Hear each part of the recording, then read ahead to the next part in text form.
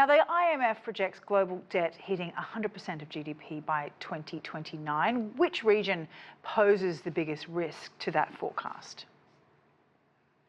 Well, obviously, it's the developed nations led by the United States. You heard the statistics that came through. It is extremely worrying. The U.S. is not setting the example. It's a contrary to it. It's setting the what the dangers are. I mean, this new trend has reversed the trend before the pandemic, where you actually saw a lot of countries actually decreasing their debt, the developed world. Now you see it increasing, going towards 100%. This is extremely dangerous. It increases debt payments, and it's going to have a very, very serious effect on them, as well as the countries who are forced to, the developing countries who are forced to borrow in dollar-denominated debt. We're on a collision course, not with happiness, but unfortunately with tragedy if this continues. China's trying to shift from infrastructure to consumption-driven growth. Is there evidence this transition is actually working?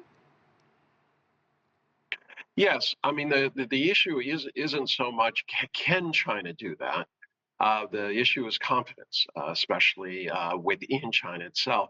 For instance, the first 6 months of this year, Sally, you had a situation where China's disposable income, that means the additional income, went up by 5.4%.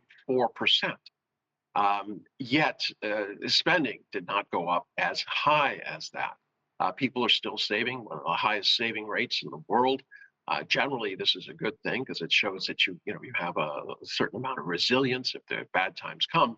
But at this point, it would be better for people to be investing as well as spending.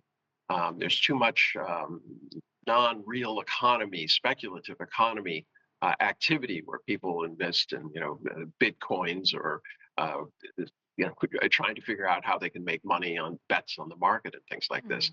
And it's time to return to something where money is put to productive use as well as spending. And this is what the IMF calls spending smarter, not more. So where do you see the best opportunities for Asian governments to reallocate resources for growth? Well, it's not as simple as the government's saying they're going to do this. They can do anything with the infrastructure. Obviously, they can say, okay, we're going to build a bridge, and they can go forward with that. But when it comes to spending, what it really comes down to is confidence. And this is exactly what Beijing has been trying to do. They're instilling confidence by being calm on the international field. I mean, right now, the world is beset with so many uncertainties caused by kind of this whipsaw economic pronouncements. I wouldn't even say policies, especially emanating from Washington. No one knows exactly what to do. So China has to get its businesses and its consumers confident that at least China's direction is going in the right way and that they can rely on it. Then it's going to be a little bit easier for them to spend. But still, with all of these headwinds, these daily headlines, just sowing uncertainty, it's really, really difficult. And then with U.S. China tensions escalating around tariffs and rare earth minerals, how is that reshaping Asia Pacific supply chains?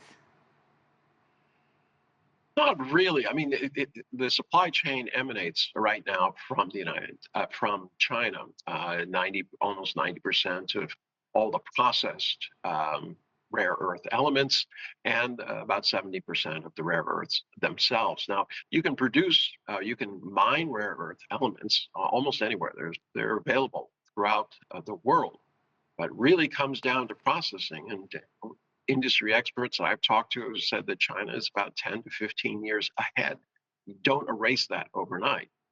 In the meantime, countries have to come to the grips that China is not going to allow them to have the materials to create the missiles that would be aimed at China. It doesn't make any sense to anybody. You still have the United States saying, "Oh, why don't you, just let us have these rare earths so we can build missiles and threaten you." So what do you think the worst case scenario here is? And if we do see a global slowdown intensify, which Asian economy is best positioned to weather the storm and why? Well, you have different contenders. Obviously Singapore is very insulated. They have a lot of money. People fled there because they thought it was a safe haven. You have a lot of wealthy people going there. From a purely economic view, if you just look at the numbers, Vietnam looks very good. I mean, they've had over 7% increases in their activity. But let me get to something people need to understand. Money that was pouring into Singapore, where is it coming from? China. The materials going into Vietnam, which are resulting in finished goods going around the world, well, most of the materials are coming from where? China.